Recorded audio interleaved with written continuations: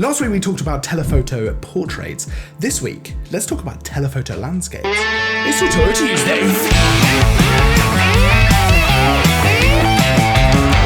Welcome back to Tutorial Tuesday, where each and every Tuesday, we bring a brand new, fresh photography tutorial. This week, of course, is no different. We're going to be talking about telephoto landscapes and why you might want to pack a much longer lens for those landscape photography trips. Now, I know I think about wide angle lenses when I think about landscape photography. I think about, 24mm, 20mm, something like a 14, 16mm, we get it, a wide angle lens up to kind of 35mm, and then maybe you use a 24 to 70 for some different kind of shots. But what if we talked about using a 70 to 200 or even a 100 to 400mm lens for landscape shots? Now, I know this is not going to be news to a lot of you. I'm sure a lot of you already think about doing this or already do it or all kinds of fun stuff, but this is a really interesting way of completely changing up your landscape photography. Now, I've talked in the past about finding a subject within your landscape shot. So whenever you go out and take a shot,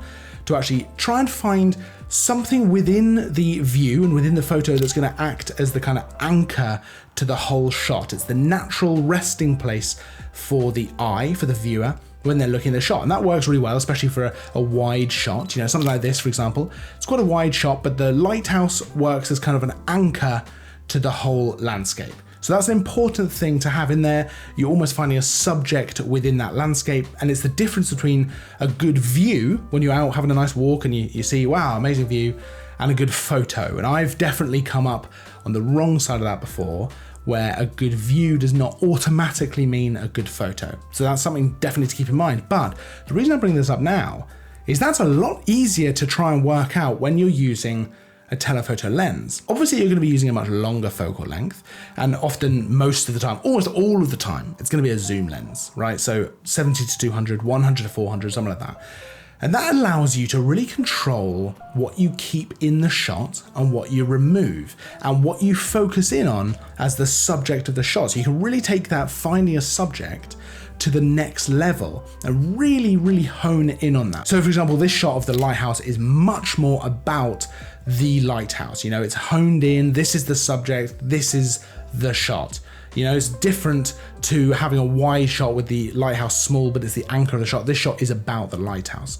And one of the huge advantages of using a telephoto lens for your landscape shots is if you see a wide vista, nice big view, something that looks amazing, you can look at that and you can pick out a few different shots. Whereas that would be one wide angle shot, you could still absolutely do that if you have a wide angle lens with you.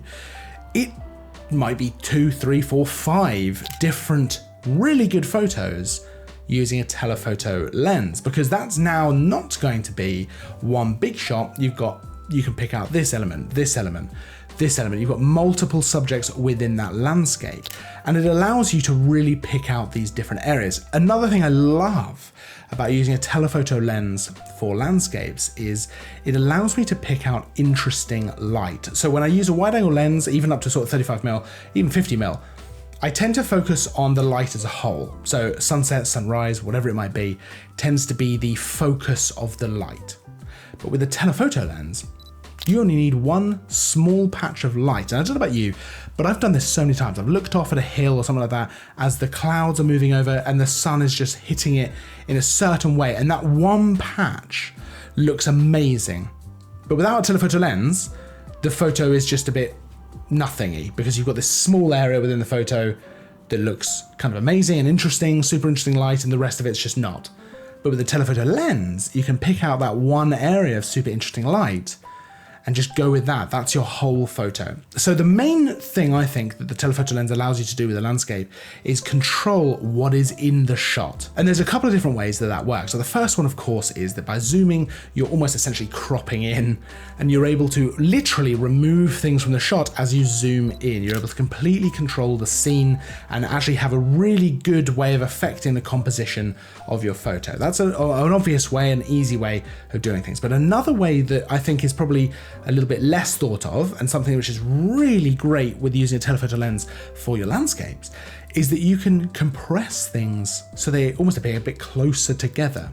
So for example, this shot in London, I'm using a 70-200 zoomed in so that I can actually compress all these different elements of London so they look almost closer together. Everything kind of gets pulled together. So with a wide angle lens, obviously things almost seem further away. Things in the distance seem smaller. So these cliffs and whatever seem smaller.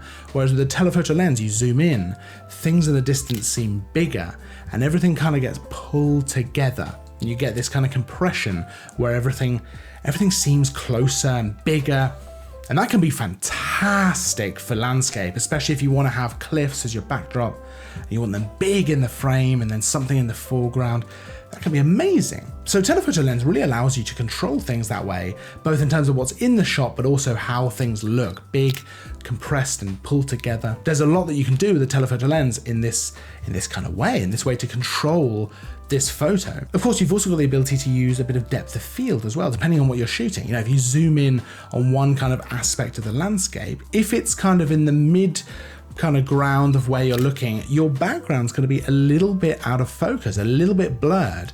And you can play around with that to really pull focus, no pun intended, to the actual subject of your photo. Maybe you get the sky a bit out of focus, or maybe you don't, but you've got the option there because of the telephoto lens, which is harder to do with a wide angle lens. So it gives you a little bit more of an option with that as well. Now, my favorite lens personally for this kind of stuff is a 70-200. I think that it's such a great all-rounder. It allows you to zoom in a lot, not as much as obviously a 100-400, which really allows you to pick out elements from, you know, if you're up high on a hill looking down at a valley or something like that, 100-400 is going to let you pick out all kinds of elements. But a 70-200 is a bit more manageable in terms of carrying it around, in terms of taking it, you know, out on a landscape shoot. And it allows you a lot of flexibility. 70mm is still wide enough actually to capture a lot of stuff as a kind of slightly wider landscape, you know, wider in terms of relative to 200mm or 400mm. It's, you know, it's not super wide obviously, but it's, you know, it's wider enough. 200mm really lets you pick things out as long as they're not too far away. Focus in on that interesting bit of light, get that subject, compose it a little bit differently, you know, that you wouldn't be able to do with a wide angle lens. Because a lot of people will tell you that the best zoom lens is your feet, right? That you move to zoom in. It's just, I don't think that that's a fair or kind of correct thing to say, really. I think the best zoom lens is a zoom lens, and the reason for that is that zooming in looks very different to walking up to something. So if you've got a 24mm lens, walking up to something to kind of try and zoom in, if you like, get it bigger in the frame, the background's going to look very, very different to using a zoom lens to create the same effect. And that is really important because the overall photo is going to be very, very different. And I think that saying that the best zoom lens is your feet is probably a little bit too simplistic and probably doesn't really benefit someone who's trying to learn photography and get better with it, because it's not allowing them to control the scene and the background and all that kind of stuff. So I think there's a lot to be said for the best zoom lens is actually a zoom lens. Now, what do you think? I'd love to hear your tips for telephoto landscapes, all that kind of stuff, any thoughts you have down in the comments. I think this is a great way of kind of improving your landscape photography, getting something different. We all love a wide angle lens for landscape. We all love 35mm is a great all rounder for landscape, 24mm, something like that. But a telephoto lens, it just hits a little bit different for that landscape shot. So let me know your thoughts down in the comments. Of course, there's a full list of all the kit used for the photos in this video and everything in the description. If you enjoyed the video, don't forget to like and subscribe. I will see you in the next video. And as always, thanks for watching.